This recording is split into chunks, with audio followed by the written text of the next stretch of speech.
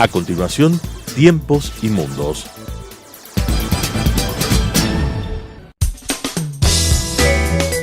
Clasificación A. Apto para todo público.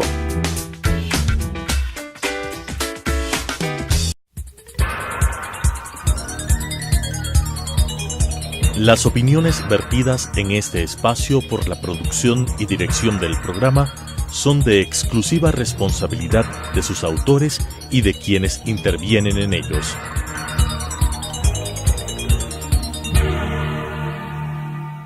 Telesucesos Canal 29 UHF presenta Tiempos y Mundos, un análisis de los acontecimientos y las tendencias que en nuestro común planeta se producen día a día, con la conducción de Alan Cathay. Tiempos y Mundos.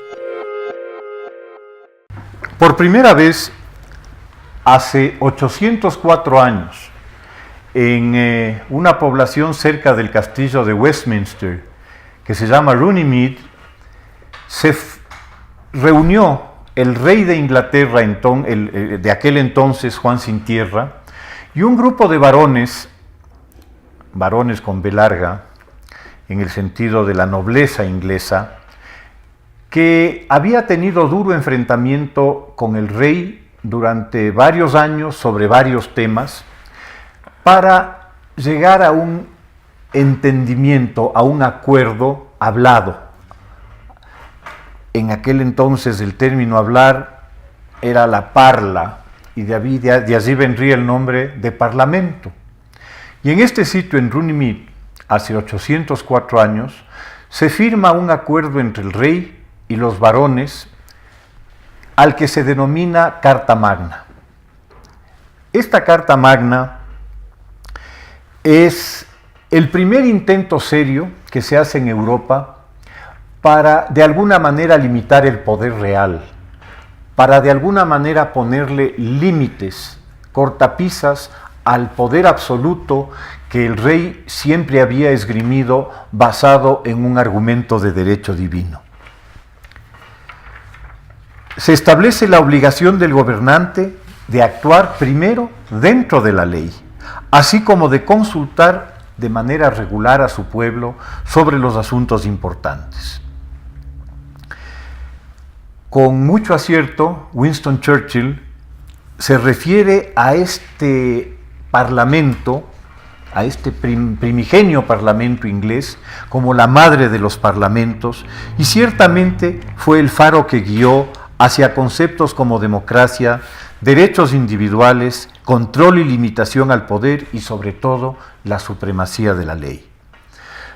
Resulta desconcertante, por decirlo menos, tras tan meritoria y larga trayectoria, ver hoy a un parlamento sin brújula, evidentemente superado por un acto político en su momento poco meditado y muy ligeramente asumido, como fuera la convocatoria al plebiscito sobre la salida de la Gran Bretaña de la Unión Europea. Si la convocatoria fue inoportuna, el manejo de la información por los políticos brexistas rayó en lo poco ético. Para colmo, el Parlamento perdió 2 años sin actuar decisivamente en un sentido u otro, dando lugar a un limbo jurídico y administrativo que afecta tanto a la Gran Bretaña como a la Unión Europea. Para conversar sobre este tan controvertido proceso, el Brexit, es decir, la salida de la Gran Bretaña de la Unión Europea, nos acompaña hoy el doctor José Villena, catedrático universitario, abogado, que además ha trabajado como asesor en temas de agricultura para la Unión Europea en Bruselas y es, por tanto, un conocedor interno muy interesante sobre la organización.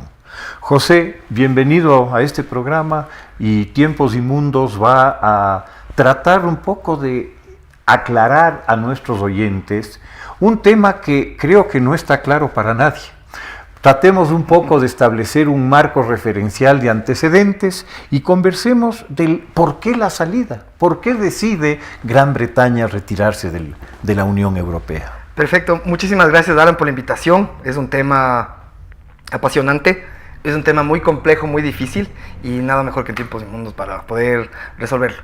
En realidad es un ¿Por qué es difícil el tema? Porque es ajeno a la sociedad.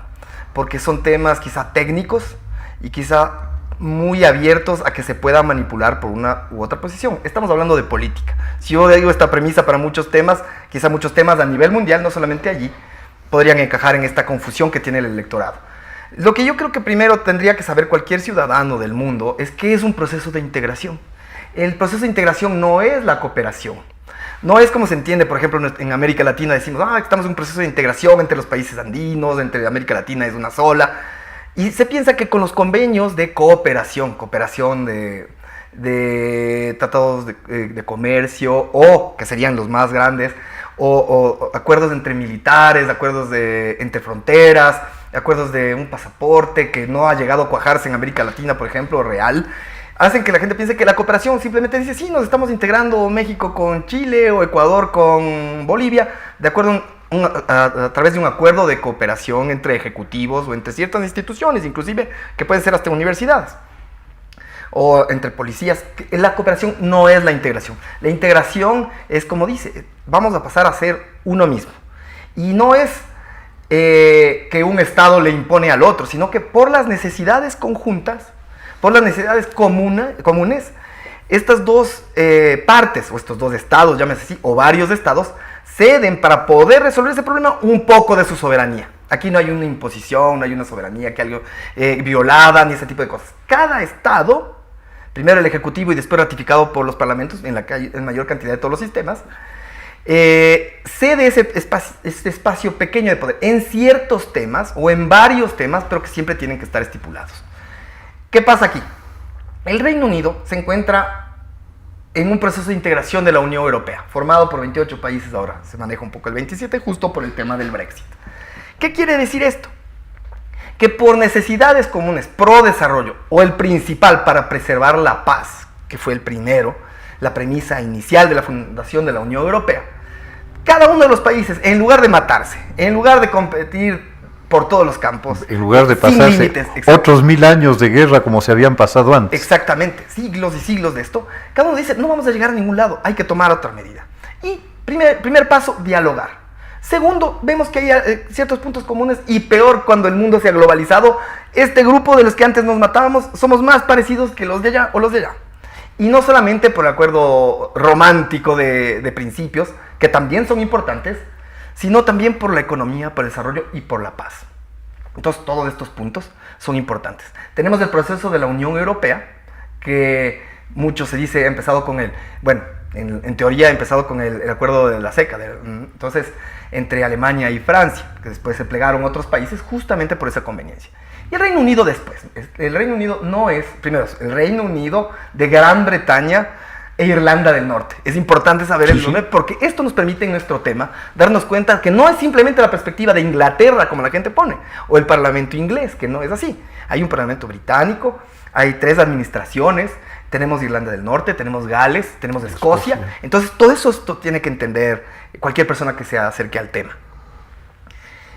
Sobre este tema también me parece importante señalar una situación que es distinta a las realidades de otros países, ¿no? En el Reino Unido, el tratado de asociación de los diversos componentes del reino es un acuerdo. Es decir, permite en algún momento a cualquiera de estas partes, si es que así lo decide, separarse. Exactamente. Ese es un punto básico que el Reino Unido, creo que eso sí por su historia, por lo que ha pasado, porque siempre ha estado parte de todo del British Commonwealth, de esta comunidad, tuvo colonias, tiene estados extra que salen del territorio de lo que es el Reino Unido, y han aprendido de esto. ¿Qué ha aprendido? Estamos hablando de un país, primero creo que el televidente se merece que sepa qué es el Reino Unido.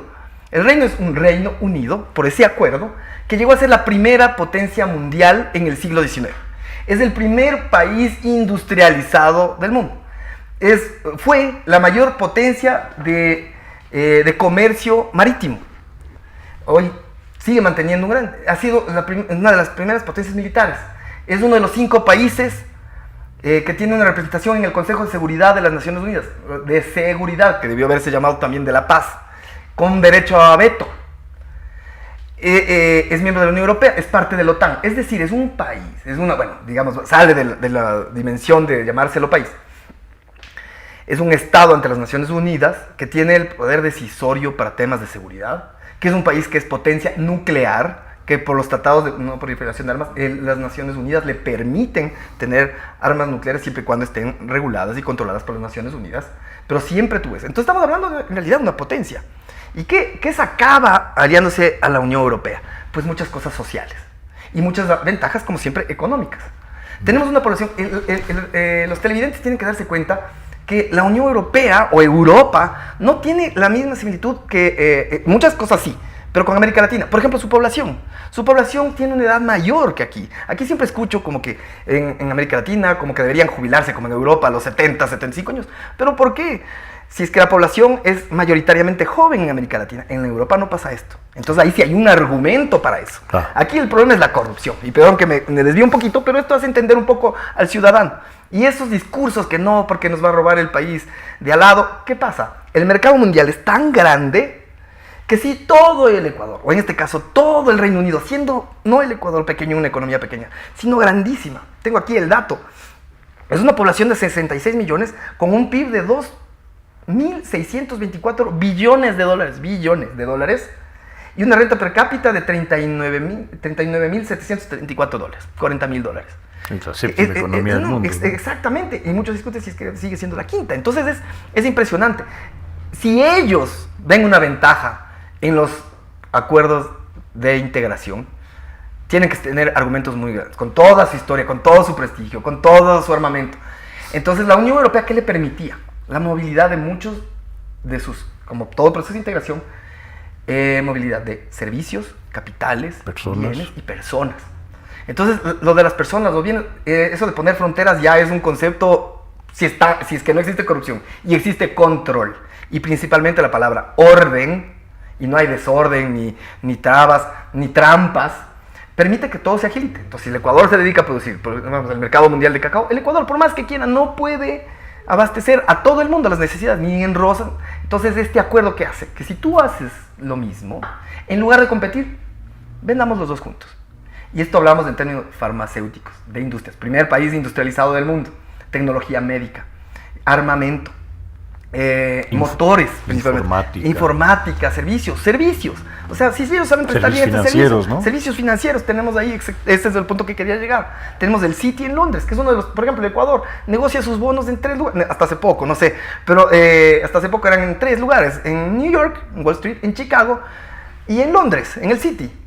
Entonces, todo tiene sus ventajas. ¿Por qué no han movido a otro estado más cercano? No, porque es el orden, la seguridad, y con eso aportaba el Reino Unido. Y la Unión Europea también da esta facilidad en que puedan movilizarse. Entonces ahora ya llegamos a lo que es el Reino Unido, más o menos en el poco tiempo que tenemos.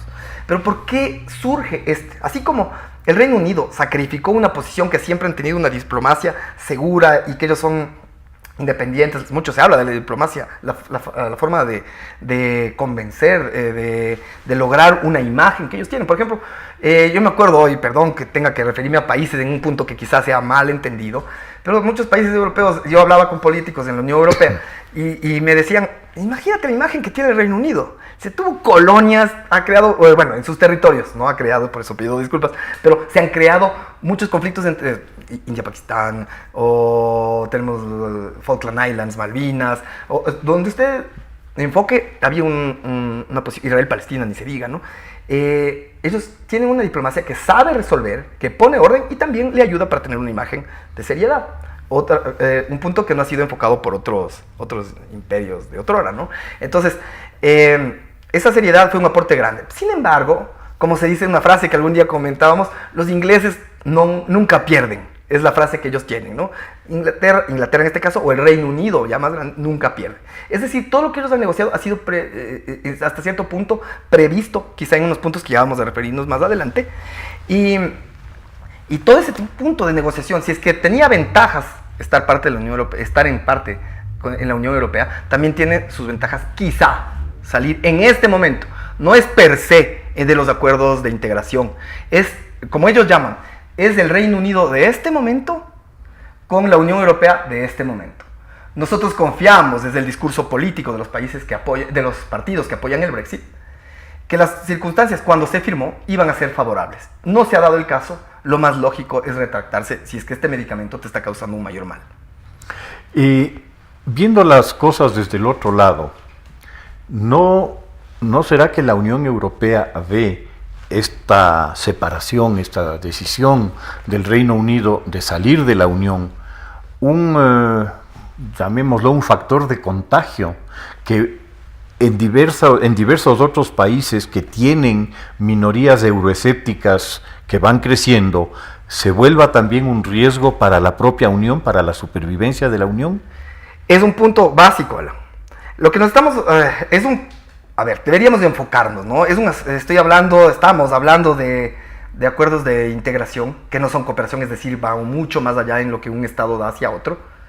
Pero el discurso que se maneja dentro del país sigue siendo político. Es decir, y de política nacional, no comunitaria en este caso, no internacional. Entonces, cada partido político, como aquí que estuviésemos en el Ecuador, estamos hablando de la integración de América Latina, sí se topa un marco político nacional, la ideología, que esto a tal provincia. Para el político es muy fácil llegar a su electorado, a su entorno cercano. Pero ¿cómo hacer de temas tan complejos que la mayor cantidad de la población lo entienda y es más se pronuncie? En este punto es que los líderes políticos locales han sabido llevar quizá, es lo que critica mucho la Unión Europea, un discurso nacionalista, de enfoque netamente territorial nacional, interno, y quizá de poblaciones, por ejemplo las poblaciones rurales, que no salen de ahí y te crean miedos o ventajas desde el otro lado. Entonces ellos hablan por ese diálogo que quizá la Unión Europea no ha sabido llegar con un déficit europeo. Y si ellos no han sabido llegar, créanme que otros procesos de integración que en realidad no existen como tal, solo la Unión Europea ha logrado un real proceso de integración desde mi punto de vista, los otros procesos no lo van a llegar nunca. Entonces sí hay un miedo de la Unión Europea por esta suerte de contagio. Por ejemplo, hace algunos años se intentó, la Unión Europea es un sistema político muy complicado, que hasta ahora no hay una definición, no es una organización internacional, no es un simple acuerdo entre estados, no es una comunidad,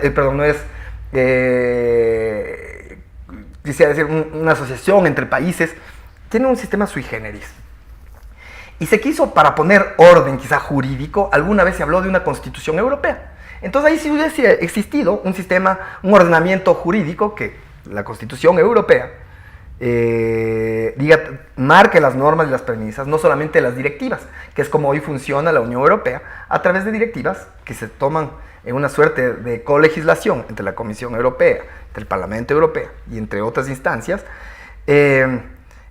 que se aplican directamente, es decir, lo que se adopta en Bruselas o lo que se adopta en tal capital, para poner otro caso de integración, lo que se adopta ahí va directamente a la vida diaria del ciudadano. Lo que se aprueba tal cosa, que puedes usar tal cosa, que puedes vender tal cosa, todos los ciudadanos de la Unión Europea, son 508 millones más o menos de personas que están obligadas a cumplir lo que ahí se hace. Aquí el proceso de integración es muy ajeno quizá en los otros países del mundo.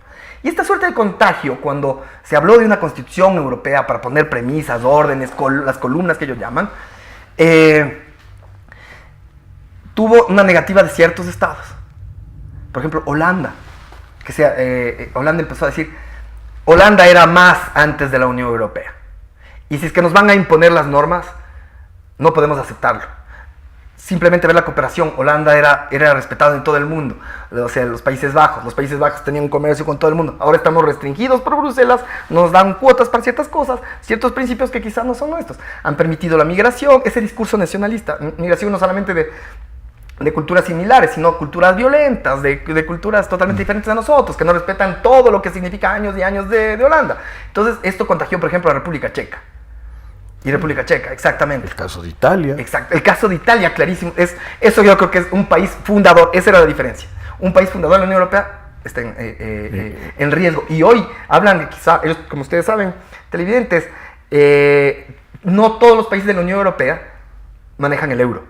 Y el Reino Unido dijo, no, yo manejo mis finanzas. Yo, el Citi, manejo la libra esterlina con relación al euro y al dólar. Ha sabido en este proceso del Brexit sacar muy buen provecho de la pérdida de valor frente al dólar y el euro. Ha sido un potencial que no se esperaba. tan claramente. Entonces, sí hay una suerte de contagio en la Unión Europea, pero claro, responsablemente dice, a ver, esto tiene que negociar, usted no podía salirse.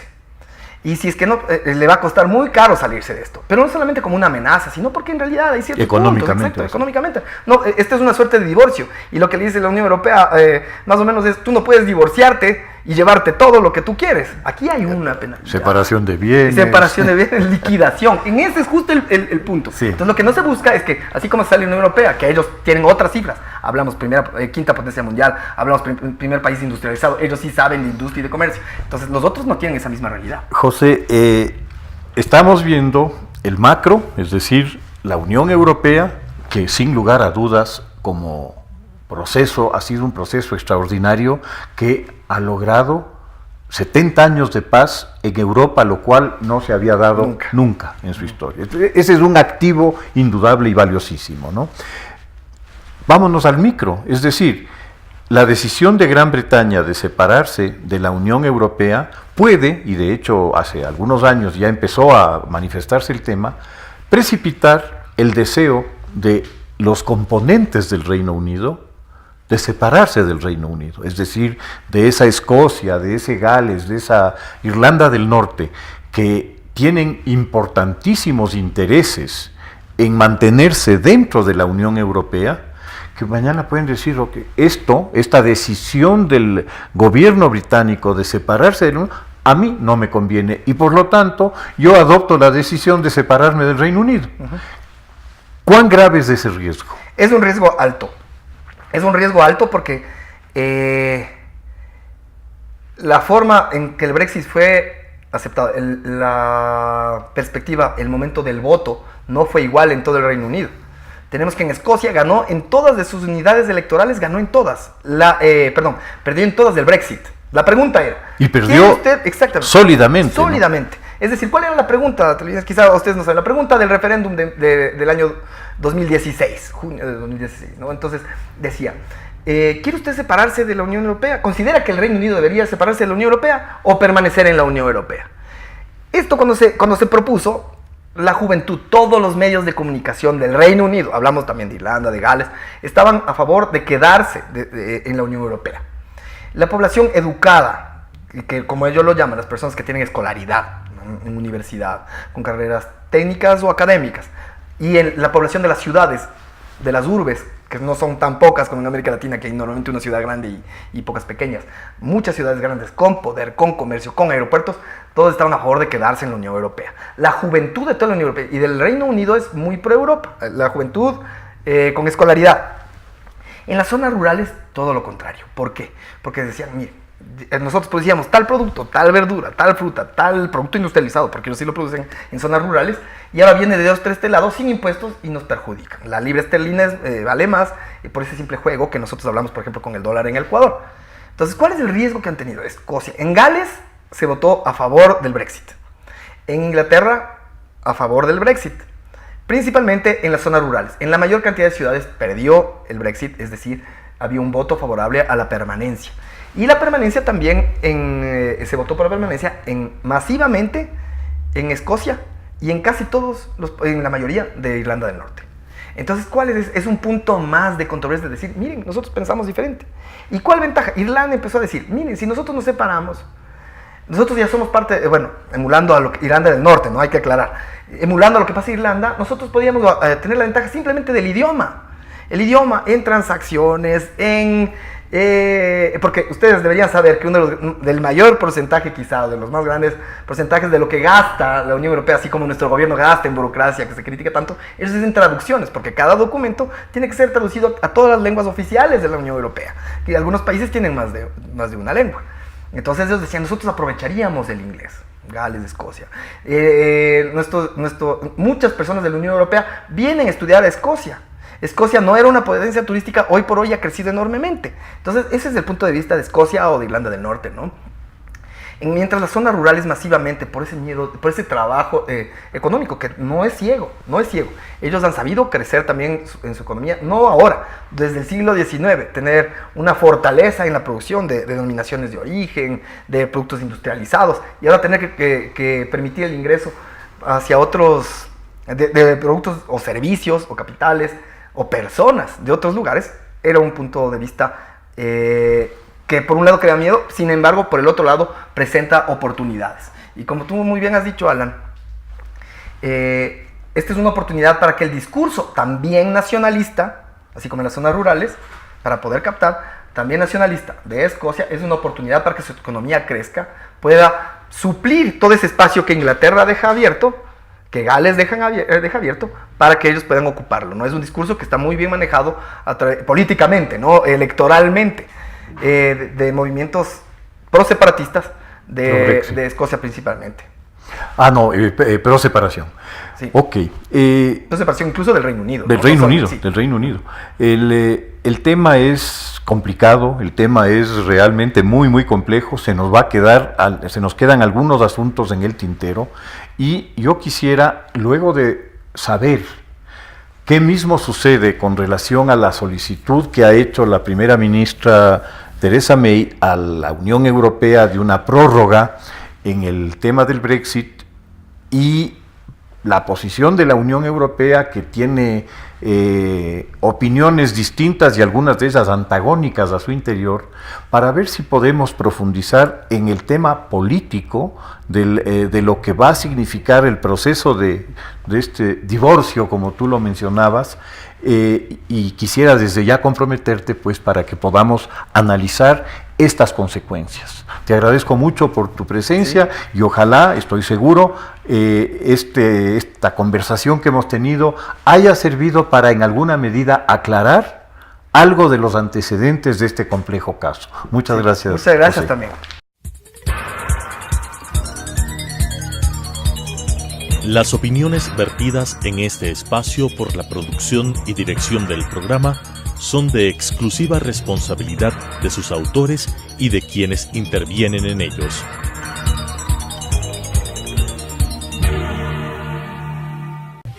Telesucesos Canal 29 UHF presentó Tiempos y Mundos, un análisis de los acontecimientos y las tendencias que en nuestro común planeta se producen día a día, con la conducción de Alan Cathay. Tiempos y Mundos.